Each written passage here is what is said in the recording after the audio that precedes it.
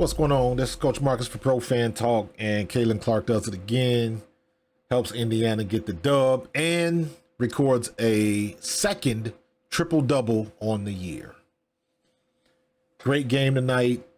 Indiana beats LA at home, and Indiana 93-86. This was a pretty good game.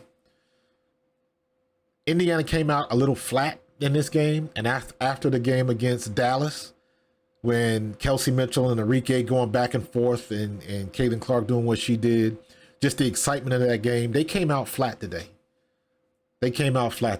Los Angeles was giving them that work in the first half. They could never really just kind of get themselves in rhythm and kind of take it away. Every time they got a nice little flurry, LA would come back and they just kept it close. And LA had a I believe it was either tied or LA had a slight lead at the end of the half. And then the second half, they kind of got a little bit better, turned it on a little bit more. And at the end of the third and into the fourth, they finally kind of took over.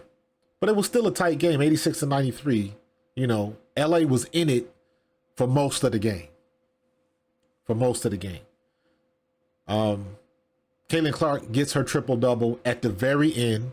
She was one rebound short, and they had one shot at the very end of the game, and the ball bounced right to her.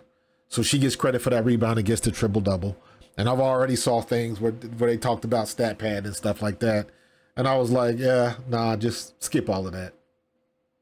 Because I said it on the live stream. I said, watch them try to accuse her of stat padding with that last rebound. So it is what it is. But she got the triple-double. She should have 4 triple-doubles on the year, but she only has 2. But that is still absolutely incredible. Great game by her.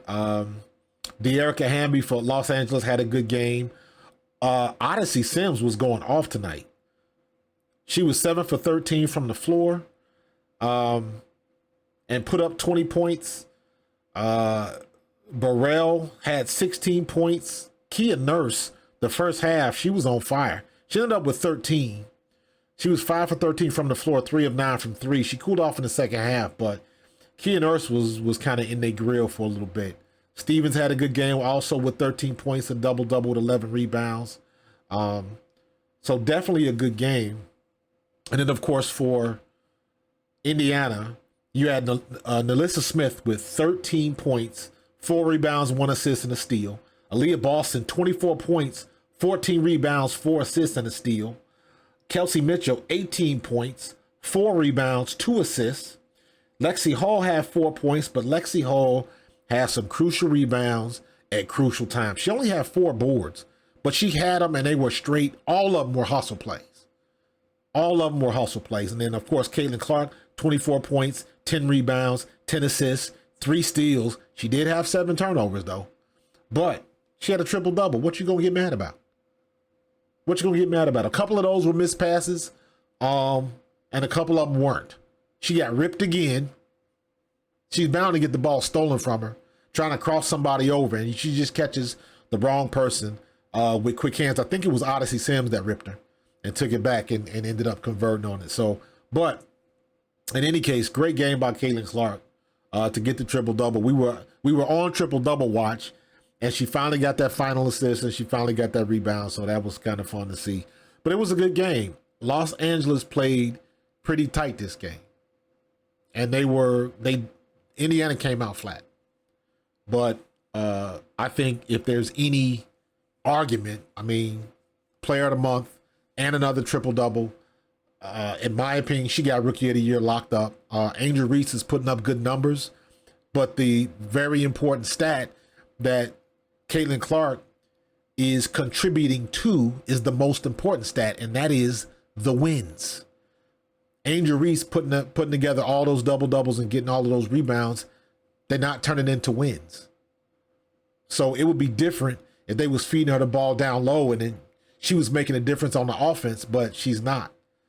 So, I got to give the advantage to Caitlin Clark for that reason. The assists means that she's directly responsible for the points. So not only did she put up 24 points, she got 10 assists. So that means she was responsible for 34 points. So that's how you got to look at it. That's how she's affecting the game.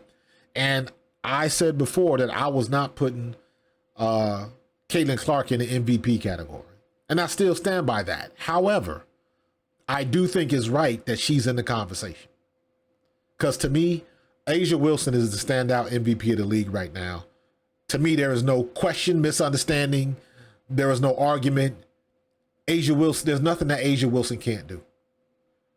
So, and she put up, what, 3 40-point games in the last 4 or something like that? Something ridiculous. A'ja Wilson is on a whole nother planet.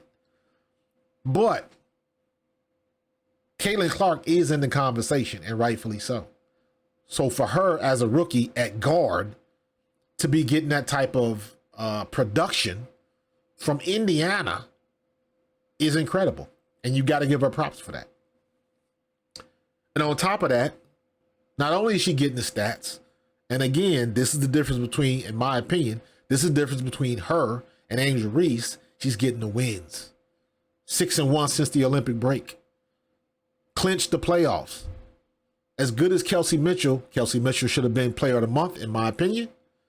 But Kelsey Mitchell has never been to the playoffs. This is her 7th year in the league. She hasn't even sniffed the playoffs. This is her first year in the playoffs. I saw a guy interview she did where they asked her, what is playoff Kelsey Mitchell like? And she said, I don't know. I've never been there. So I don't know what that looks like.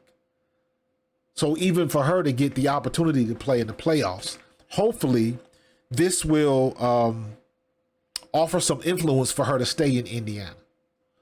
Because I think her and Caitlin Clark can do some things.